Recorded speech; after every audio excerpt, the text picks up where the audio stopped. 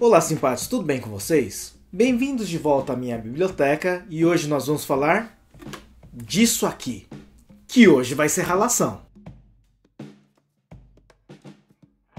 Hoje nós vamos estudar as leis de Kirchhoff. Só para escrever o nome já tem a dificuldade. Essas leis permitem resolver de forma genérica a maior parte dos problemas que envolvem circuitos elétricos. Por ser uma forma genérica, é esperado que sua resolução não seja tão curta assim. Então, caso a gente não consiga enxergar uma característica específica no circuito, observar uma associação de geradores ou até mesmo receptores, talvez essas leis se tornem aí mais práticas de serem utilizadas. Mas se você enxergar alguma característica peculiar no seu circuito, provavelmente você consegue resolver essa questão de uma maneira muito mais rápida. Para a gente começar a entender as leis de Kirchhoff, primeiramente a gente tem que compreender o perfil do potencial elétrico. O que a gente sabe é que quando a corrente elétrica vai atravessando os elementos do circuito, é como se ele fosse ganhando ou perdendo energia dependendo do material que ele encontra. Para isso vamos considerar o seguinte trecho do circuito.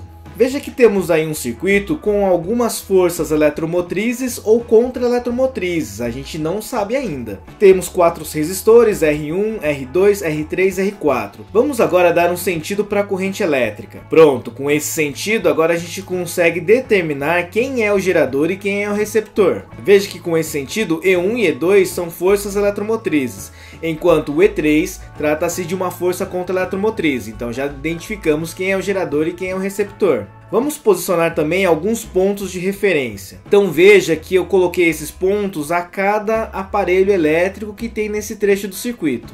E aí, em relação a esses pontos, nós vamos fazer a análise do potencial elétrico da carga. Vamos considerar um diagrama de potencial elétrico em função dos pontos do circuito. Vamos supor que o potencial do ponto A seja VA. Note que para chegar no ponto B ele atravessa um gerador, então ele vai ganhar energia atingindo o potencial VB. Agora, para chegar até o ponto C, ele infelizmente vai gastar uma quantidade de energia para atravessar um resistor R1, atingindo o potencial VC. Ao chegar ao ponto D, ele teve que atravessar um gerador, portanto ganhou energia atingindo o potencial VD. E aí a partir desse ponto D é só ladeira abaixo, só temos elementos no circuito que consomem energia. Então ao chegar ao ponto E temos um potencial VE, ao chegar ao ponto F temos um potencial VF, ao chegar ao ponto G temos o potencial G e o ponto H um potencial VH.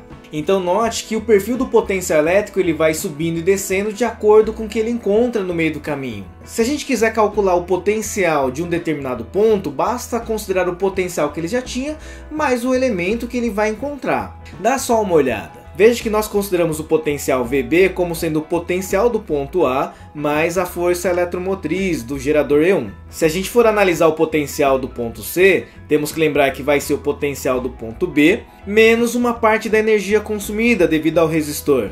Essa diferença de potencial devido ao resistor, a gente pode usar a primeira lei de Ohm. Então o resultado é resistência vezes corrente. No caso, a resistência 1 vezes a corrente. Se a gente for escrever uma expressão para toda a extensão partindo do ponto A até o ponto H, nós vamos obter a seguinte forma. Calma, parece que está muito complicado, mas a fórmula é apenas extensa porque temos muitos elementos no circuito. Podemos ter uma situação de um circuito mais curto, com menos elementos, e aí a equação vai ser proporcional a esse número de elementos. Veja que nesse momento, nessa equação, aqueles elementos que fornecem energia têm sinal positivo e aqueles elementos que consomem energia têm sinal negativo. Vamos supor que a gente queira calcular a diferença de potencial entre os pontos A e H. Então vou ter que trazer o potencial VH para o lado esquerdo, assim eu terei a diferença de potencial VA menos VH. E eu vou passar todo o restante da equação para o lado direito. E vamos obter o seguinte. Veja que o potencial VA menos potencial VH é a diferença de potencial AH. E aí ela vai ser igual a praticamente todo o restante da equação. Mas como a gente trocou de lado da igualdade, temos os sinais invertidos. Então agora quem fornece energia aparece negativo e quem consome energia aparece com sinal positivo. Veja que a gente tem que ficar muito atento com essa questãozinha dos sinais quando a gente quer determinar a diferença de potencial entre dois pontos do circuito. Veja que também é importante deixar bem claro qual é o sentido adotado da corrente elétrica. Dessa maneira, nós também não vamos ter problema com a questão dos sinais. Agora que a gente sabe analisar o perfil do potencial elétrico, vamos para as leis de Kirchhoff. A primeira lei de Kirchhoff é conhecida como a lei dos nós. Lembre-se que os nós são aqueles pontos de junção de fios. Veja só como é que fica a nossa análise. Considere um nó juntando 5 fios. E esses fios apresentem as intensidades de corrente I1, I2, I3 até I5 com os seguintes sentidos mostrados na figura. Essa lei dos nós se fundamenta no princípio da conservação da carga elétrica, ou seja, a quantidade inicial de carga é igual à quantidade final.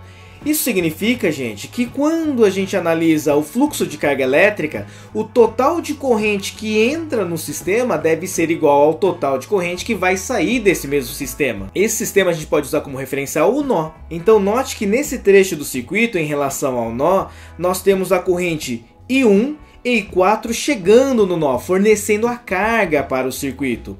Em contrapartida, as correntes I2, I3 e I5 estão saindo, estão partindo desse nó, levando consigo a carga. Então, ao relacionar as intensidades dessas correntes, teremos a seguinte equação. I1 mais I4 é igual a I2 mais I3 mais I5. Calma, isso não é uma fórmula, é uma constatação. O somatório das correntes elétricas que chegam ao nó tem que ser igual ao somatório das correntes elétricas que saem desse nó. Então veja que no curso de física a gente acaba fazendo também um curso de grego, que a gente vai aprendendo muitas letras gregas no meio do caminho. Esse símbolo é o símbolo de somatório, que vai representar a soma dos termos indicados. Essa primeira lei é bem tranquila. Então vamos para a segunda lei de Kirchhoff, que é conhecida como a lei das malhas. Em eletrodinâmica, nós consideramos uma malha qualquer parte de circuito fechado. Então vamos pegar uma malha relativamente tranquila de ser trabalhada. Dá só uma olhada. Veja que nesse circuito nós distribuímos resistores elétricos, geradores ou receptores. Eu indiquei alguns pontos como referência A, B, C e D para a gente poder analisar por partes o circuito. Vamos supor que o sentido da corrente elétrica seja esse indicado, ou seja, o sentido anti-horário. Partindo do ponto A e seguindo a corrente elétrica, note que ao dar uma volta completa nós vamos voltar ao mesmo ponto. Utilizando a análise do potencial, nós podemos escrever o seguinte: a diferença de potencial entre o ponto A e o ponto A, afinal nós vamos dar uma volta no circuito e chegar nele mesmo, vai ser igual a zero. Então, partindo do ponto A indo para o ponto B, sucessivamente para o C, D e voltando para o A, obedecendo o sentido da corrente elétrica, nós podemos escrever o seguinte: nós podemos aí verificar quem é o gerador e quem é o receptor. Veja que nesse sentido de corrente elétrica, E1 é um receptor, E2 e E3 são geradores. Então, na nossa expressão E1 vai ter valor positivo, E2 e E3 terão valores negativos, enquanto que a DDP dos resistores terão valores positivos. Então, a conclusão da lei das malhas é que a somatória das DDPs de cada elemento do circuito, ao completar uma volta, vai ser igual a zero. É claro que essas leis vão funcionar muito bem quando está bem claro qual é o sentido da corrente, para que a gente aplique a lei dos nós, e também aplique a lei das malhas, para que a gente saiba o sentido que seguir para escrever as equações. No caso de um circuito em que esse sentido da corrente não é dado, nós podemos utilizar um método de resolução de circuitos conhecido como correntes fictícias de Maxwell. Esse método consiste em supor o sentido da corrente para as malhas e, em função desse sentido, escrever as equações para análise. Hoje nós vamos fazer um exemplo para entender bem essa característica das leis de Kirchhoff e também aplicar o método das correntes fictícias de Maxwell. Para isso eu vou pegar uma questãozinha que já caiu no vestibular da Unesp, que é a Universidade Estadual Paulista, e a melhor universidade de todos os tempos. Acompanhe o enunciado. A questão diz que o amperímetro A, indicado na figura, é ideal, isto é, tem resistência interna praticamente nula. Os fios de ligação têm resistência desprezível, dá só uma olhada no circuitão que ele dá pra gente. A intensidade da corrente elétrica indicada no amperímetro A é de... Então essa questão ele quer que a gente calcule a intensidade da corrente elétrica que vai atravessar esse amperímetro. Então vamos focar apenas no circuito e tirar algumas características dele. Veja que o exercício não fornece nenhum sentido de corrente elétrica para a gente começar a rascunhar as equações, mas é importante notar nesse circuito onde estão as malhas. Para esse exercício eu vou dividir esse circuito em duas malhas, uma malha A, nessa parte à esquerda, e uma malha B à direita. Como foi observado, nós não temos o sentido da corrente, portanto nós vamos inventar um. Nós vamos considerar que na malha A temos uma corrente elétrica de intensidade IA girando no sentido anti-horário. E na malha B temos uma corrente de intensidade IB girando no sentido horário. Veja que no trecho em comum dessas duas malhas, onde temos 20 volts e 4 ohms, nós vamos ter um somatório de corrente elétrica, afinal as duas estarão passando ao mesmo tempo naquela região. Muito bem, uma vez separado a malha A e a malha B, nós vamos estudar elas separadamente. Acompanhe. Para a malha A, partindo do ponto A indicado na figura e seguindo o sentido da corrente elétrica, nós vamos lembrar que a DDP dessa malha tem que ser igual a zero. É a segunda lei de Kirchhoff. Então nós escrevemos a seguinte expressão. Calma, vamos fazer aí pausadamente essa malha A para entender. Então, partindo do ponto A, seguindo a corrente elétrica, note que ele encontra um receptor de força contra a eletromotriz igual a 10 volts. Por isso nós colocamos o valor 10 na fórmula. Em seguida ele encontra um resistor de resistência elétrica 2 ohms.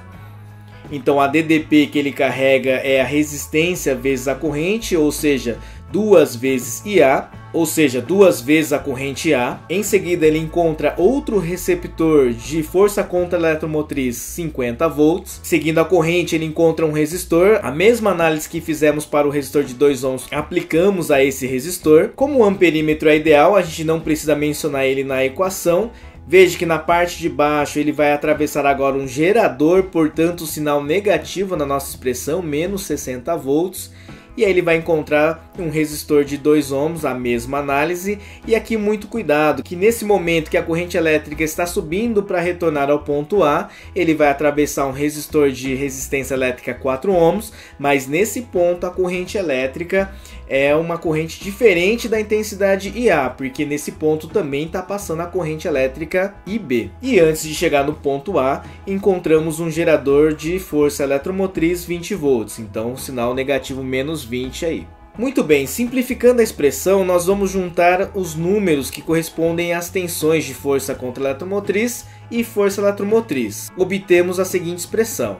E agora nós vamos juntar os termos semelhantes. Ou seja, vou agrupar todo mundo que possui a corrente elétrica A. E obtemos a seguinte equação. Mas lembrando da lei dos nós, sabemos que a intensidade da corrente elétrica IAB, que é comum às duas malhas, é a soma das duas correntes. Portanto, da equação que obtivemos da primeira análise, nós vamos substituir a intensidade da corrente AB pela soma IA mais IB, obtendo a seguinte equação. Fazendo a distributiva do fator 4, obteremos a seguinte equação e agrupando os termos, nós obtemos a seguinte expressão. Veja que essa última expressão ela apresenta duas incógnitas, portanto ela não possui uma solução só. Mas como existe ainda a malha B, nós podemos fazer a análise e chegar a uma outra equação e no final resolver um sistema de equação. Vamos dar uma olhada? A malha B, que ficava à direita do circuito, ele é um pouco mais simples. Consideramos o sentido da corrente elétrica no sentido horário, de intensidade IB. Lembrando que a somatória da DDP da malha B tem que ser igual a zero, nós vamos partir do ponto A, da mesma maneira que nós fizemos para a malha A, e girar o sentido da corrente elétrica. Veja que o primeiro termo que a corrente elétrica IB encontra é um receptor, portanto ele entra com sinal positivo. Em seguida ele encontra um resistor de resistência 4 ohms, então sua DDP vai ser a resistência vezes a corrente, por isso na fórmula vai aparecer o 4 multiplicando a corrente IB. E na volta ele vai passar por aquele trecho que é comum às duas malhas, retornando ao ponto A. Então nós devemos lembrar que esse outro resistor de 4 ohms que aparece à esquerda, ele é atravessado por uma corrente de intensidade AB, que a gente já trabalhou anteriormente. E por fim ele atravessa um gerador, portanto menos 20 volts, e essa soma tem que ser zero. Veja que nessa expressão específica nós vamos anular os dois valores de 20 volts, chegando na seguinte expressão. Lembrando que a intensidade da corrente AB é a soma da corrente A mais a corrente B, ao substituir na fórmula de cima, nós vamos ter o seguinte. Fazendo a distributiva do fator 4, chegaremos na seguinte expressão. Agrupando os termos que apresentem a corrente elétrica B, teremos a seguinte fórmula. Pronto, veja que a equação que a gente obtém dessa segunda malha também tem duas incógnitas, e as incógnitas são iguais às incógnitas que a gente encontrou analisando a malha A. Portanto, nós vamos trabalhar agora um sisteminha de equação. Dá só uma olhada. Temos duas equações, a equação 1 que vem da malha A e a equação 2 que vem da malha B.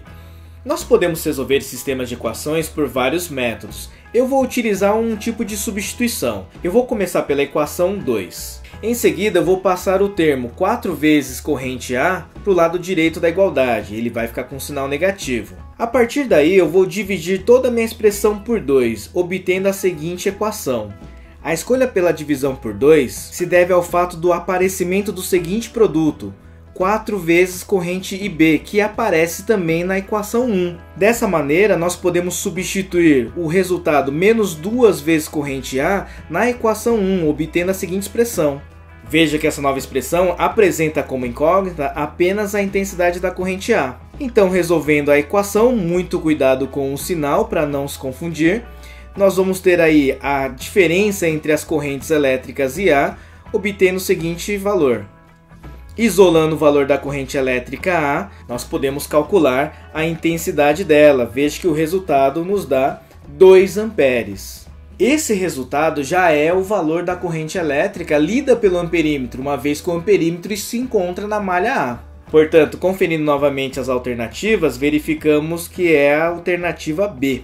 O exercício acaba aí, mas vamos estender o problema. Vamos determinar o valor da corrente elétrica que circula a malha B. Voltando ao nosso sistema de equação, sabemos que a intensidade da corrente elétrica A vale 2 amperes. Então vou substituir o valor da corrente A na equação 2, obtendo a seguinte expressão. Resolvendo aí o produto e isolando a intensidade da corrente elétrica B, vamos obter um valor que parece ser estranho. Veja, chegamos ao valor menos 1 ampere.